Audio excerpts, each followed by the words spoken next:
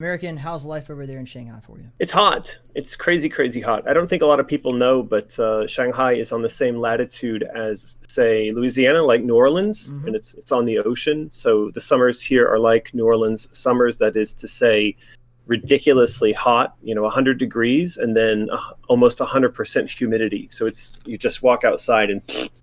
Oh man. But we have typhoons roll through in the summertime, which is quite different than in Dallas. So that's the Chinese version of a hurricane. And we just had one go through a few days ago, so it kind of cools things down and brings some wind. So yeah, it's all good. Yeah, when people say hot, I always I'm like, okay, what is your definition of hot? Because Fred's like, oh, it's 20 degrees Celsius today. It's so I'm dying. hot. It's 20. Shut up, dude. It's like I live in Arizona, so we go outside and it's 120 degrees midday. Yeah, but you have air condition. Come on, we don't have air condition here in Denmark. Well, let's see if we can get American to send you one of those little fans that you can use.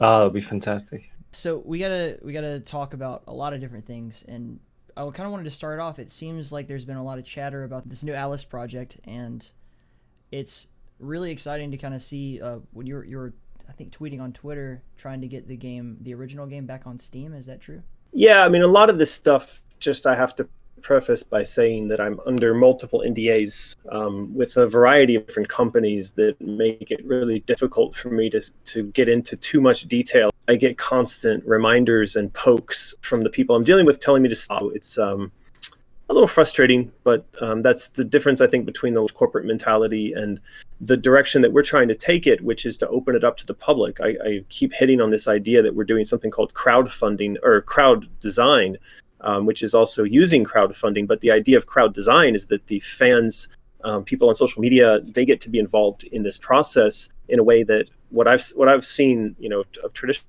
game development, it's just not done.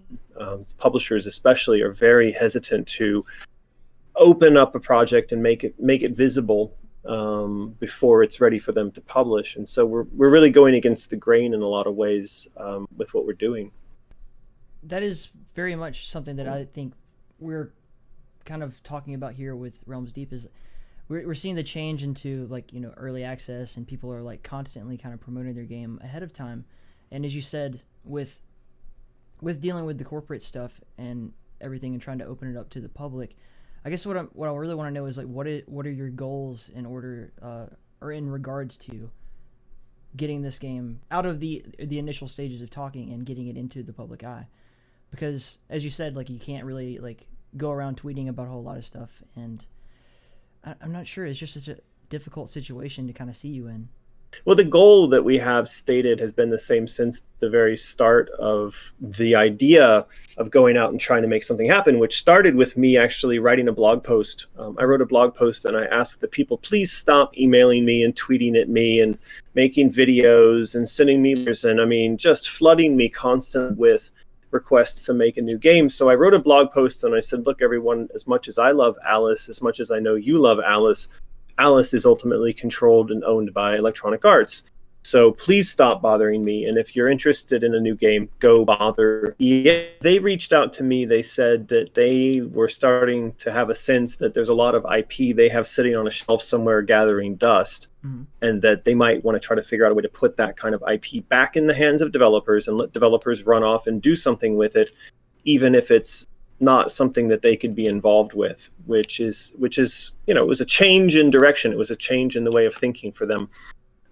So began what is still ongoing, this sort of saga of trying to license the Alice IP from EA so we can go off and develop it independently and seek funding independently. And throughout this process, there have been a couple of sort of start and restarts, and it seems like things are going to get done, and it seems like they might get done in a different way, and then all that gets undone and starts over again, and we are now going on 2 years since that time where EA reached out to me, and 2 years of back and forth negotiation and thinking that we might be close to getting something done, and then everything getting reset. And so on the side of things where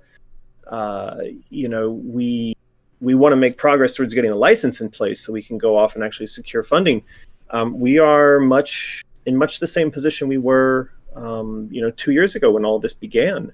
But we are making some sort of progress on the BD stuff. It's just like 2 steps forward, 1 step back. But on the design front, using Patreon, we're making a tremendous amount of progress on the art and the story, and we're even starting to build models and other kind of content to prove what the game concept would be. But going even beyond that, we're now writing a design Bible, the goal of which would be that you could set that thing down and flip through the entire game from front to back, meaning every scene, every line of dialogue, every character, every level, everything that you could imagine that would go into the making of the game. So our goal right now is whatever else goes on with the talks we're having with EA, the goal right now is to get that design Bible done and also in a physical format, like we would publish an actual book of this thing. And by the time that's finished, if EA is still uncertain about what's going on with the licensing stuff, we will at least be able to check off that we've done all the story and design work, and then set that aside. And that business development could then continue until the point where we're able to move and do something. But it would also free our team up to pursue other creative endeavors if we're just not in a position to push into development right at the time where the design gets done. So it's been a little, I don't know if I'd say it's been frustrating, because it's been great working with this team and getting so much done. But it is just the nature of working with these large corporations that they don't move to our expectations or our schedules. It's a pretty interesting process to hear how usually when you do pre-production, you create your design documentation as a basis for the designers and programmers, etc. You usually don't create it as a piece that you can actually read through, and by reading through the whole piece, you are basically playing through the whole game, but in a physical paper format. That's super interesting. How do you go about putting that together? Is it like, and here's a description of the level, here's some pictures and concept art, and can you maybe dive into a bit more, like how does a Bible like that how's that put together? Well, I mean, it's just breaking the game down into chapters, and we've done this before, but the analogy that I've made in the past when I've made games, and it doesn't matter which game it is, I mean, throughout the history of all the games I've made.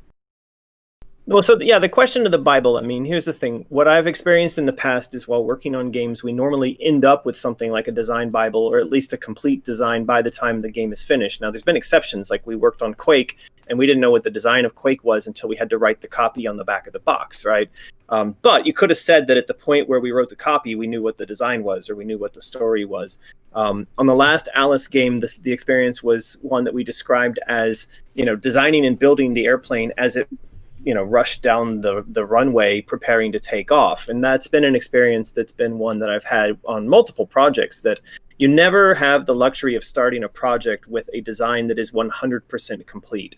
You may have an outline of a design, you may have some notion of like the beginning, middle, and end of the game or the story, but in a lot of cases where I've worked on games, we didn't have the complete design done until somewhere in the middle of the development itself, right?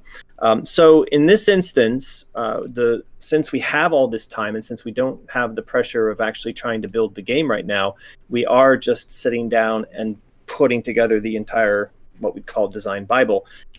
We have a template for it that looks a lot like a book, in the sense that it's divided up into chapters, and the chapters have a substructure about, the characters and the story and the art and the things that you'll encounter inside of there.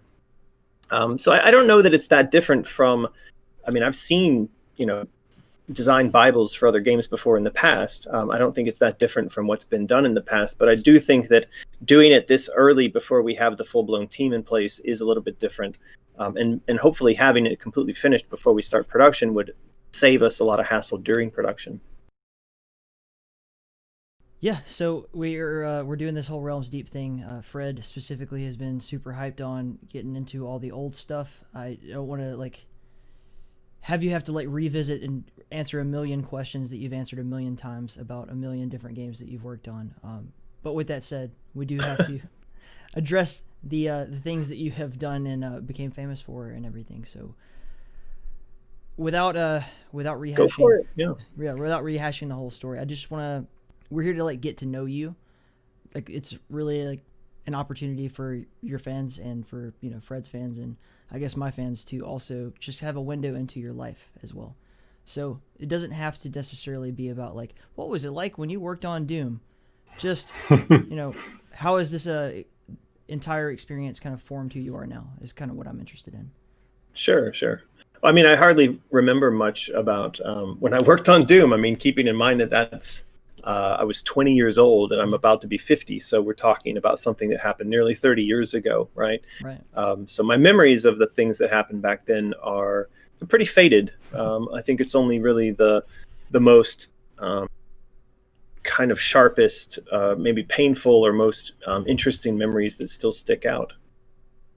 In terms of how it's shaped me, I mean, it's one of those things where you wake up. I wake up, and most mornings I'm aware of the fact that the foundation upon which my life is built is one that is built. It's all built upon the legacy of, John Carmack offering me a job at id, and then that giving me the entrance into the games industry, which led to everything else that I'm doing. So, I mean, there's a lot of times that I think about the legacy. I also think about just being thankful for the people that I met along the way and that gave me a hand up and that, are still out there. And, when I see their names and when I see the new projects that they're working on, it's just a constant reminder of the history of the legacy of all that stuff.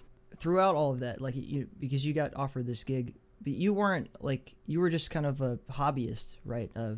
In terms of game design, you didn't go to school for games or programming, as far as I understand it, right? So did you expect at that point to ever have a career in this industry at all? Well, I think so. A couple things. First of all, at that time in history, no one had any expectation that there was a thing called a career in games. It just wasn't a thing. And in fact, if you told people that you were getting into making games, the thing, it was so rare that it almost sounded like it might have been like if in the 40s you told people you were getting into rock and roll and like people didn't get what rock and roll was and they thought you were either insane or on drugs or it was just a flight of fancy that would be gone in a few weeks or months, right? I mean, that was the reaction I got from friends and family that like, oh, you're going to go work on games. Well, what even is that? What does that even mean? So I think even for myself, the notion that, it was new to me. So back to the question of like, was I a hobbyist?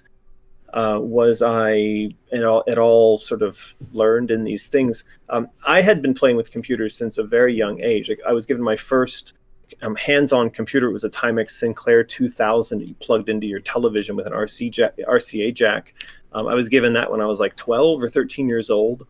And then I went on from that to Commodore 64s and Amigas and, eventually worked up to, PCs and Apples. And so I had experience with it. But at the time where John offered me my job, I think, fairly well-known story by now is I was a high school dropout and I was working on cars for a living. So I was a car mechanic. And at that time, being in the headspace of somebody who's dropped out of high school. And let me tell you, when you drop out of high school and you go out and you try to find a job as a high school dropout and you're not even, 18 years old yet, that's a really brutal, really frightening experience. Especially when, at that time I was, there was no one to go home to, I was living by myself. And, so the idea of like, oh, I may go off to make games it never ever crossed my mind. And the only thing I was concerned about was eating and paying the rent. And I was tangentially aware of id because I'd played Wolfenstein from a disc that I'd got at a computer swap meet in a parking lot. But that was it. And like when I met John and then I had to put two and two together that like, oh, there's that thing I was playing called Wolfenstein. Oh, this guy made that. It's like, what the hell? It's a small world. It was difficult to reconcile it, much less to imagine that I could say to him, hey, give me a job. Or, and I never thought of doing that. It never crossed my mind to say to John, I'd like a job doing what you do. Because I just thought like, well, I'm just a grease monkey, I'm just a car mechanic. Why would he even entertain that notion? So yeah, it was it was a big shift. It was a big change in life. It's been really amazing to get the chance to kind of like spend some time learning from you and growing to understand you as a fan. Absolutely. So, Yeah, cool. It's been Thank really you so fun much for talking joining to you us. guys. yeah. Yeah. Well, if the Something. fans are curious about any of the things we're working on, probably the easiest thing to do is just go to AmericanMcGee.com. Mhm.